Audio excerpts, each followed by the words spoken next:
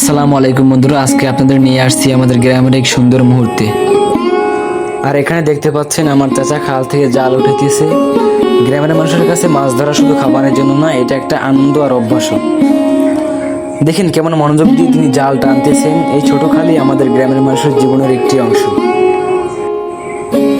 So বন্ধুরা, দেখতে থাকুন চাচার জালে কতগুলো মাছ আটকায়।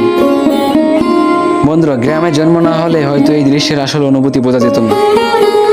খাল, নদী আর জালের টানে এখনো গ্রামের মানুষ বেঁচে থাকে। এমন সময় আসলে সবার মনে এক ধরনের উত্তেজনা কাজ করে। কোন মাছ উঠবে, কতগুলো উঠবে, এই অপেক্ষার ভিতরেই মজা লুকিয়ে থাকে। বন্ধুরা, গ্রামে জন্ম না হলে হয়তো এই দৃশ্যের আসল অনুভূতি বোঝা যেত না। দেখেন জালে কিছু মাছ উঠছে। এই মাছগুলোই পরে বাজারে বিক্রি করা হয়। আর এই বিক্রির টাকা দিয়েই আমার চাচার সংসারের ভরসা। গ্রামে অনেক মানুষের মতো উনিও খাল, নদীর মাছ ধরেই জীবিকা চালান। সকালে জাল ফেলেন এবং বিকেলে সেই মাছ বিক্রি করেন। এভাবেই তার পরিবার চলে।